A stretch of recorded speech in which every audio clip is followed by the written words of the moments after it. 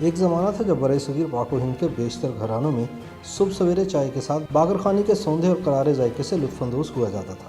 لیکن اس دلچسپ حقیقت سے شاید ہی کوئی واقف ہو کہ دودھ، میدے، گھی، شکر اور تل سے بنی اس کرکری تندوری ٹکیا کے نام کے پیچھے ناکام عاشق کی ایک داستان پنہاں ہے۔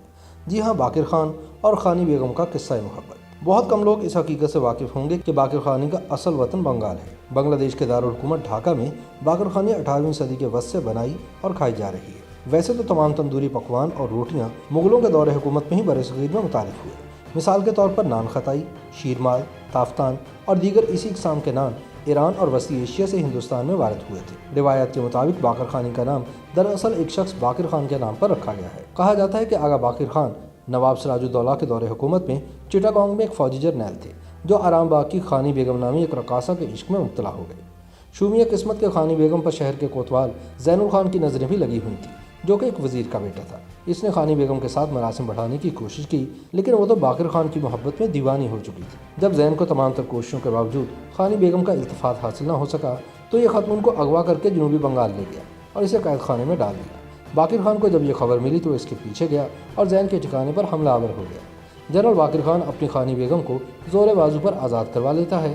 ادھر بدنیت اور سازشی زین الخان بچ کر فرار ہونے میں کامیاب ہوتا ہے اور پھر روپوش ہو جاتا ہے۔ زین الخان کی گمشدگی سے افواہ پھیلتی ہے کہ باقر خان نے اسے قتل کر کے اس کی لاش کہیں چھپا دی ہے۔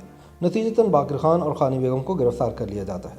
باقر خان کو سزائے موت سنا دی جاتی ہے اور اسے ایک شیر کے پنجرے میں ڈالنے کا حکم دیا جاتا ہے۔ جب باقر کو شیر کے پنجرے میں ڈالا گیا تو اس نے بہادری اور جوانمردی سے شیر کا مقابلہ کیا اور اسے ہلاک کر کے فرار ہو گیا۔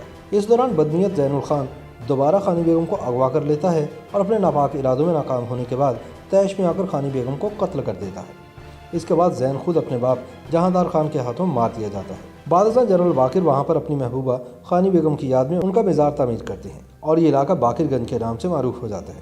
باقر اور خانی کی عشق اور محبت کی اس لازوال داستان سے متاثر ہو کر بنگال کے مقامی نان بائی اپنی مقبول پروڈکٹ کا نام باقر خانی رکھ دیتے ہیں۔ ایک اور روایت کے مطابق آغا باقر خان نے خود اس روٹی کو باقر خانی کا نام دے کر اپنی محبت کی داستان کو امر کر دیا تھا۔ اسی طرح باقر خانی ڈھاکہ سے بنگال اور پھر پورے برصغیر تک پھیل گئی۔ YouTube پر گوگلی نیوز دیکھنے کے لیے youtube.com کی سرچ بار میں googly news T V type کریں۔ گوگلی نیوز کے پیج پر سرخ رنگ کے سبسکرپشن والے بٹن پر کلک کرنا نہ بھولیے۔ YouTube پیج پر اپلوڈ ہونے والی ویڈیوز سے باخبر رہنے کے لیے بیل آئیکن پر کلک کیجیے۔ آپ کو ہر نئی ویڈیو کے بارے میں نوٹیفیکیشن موصول ہو جائے گا۔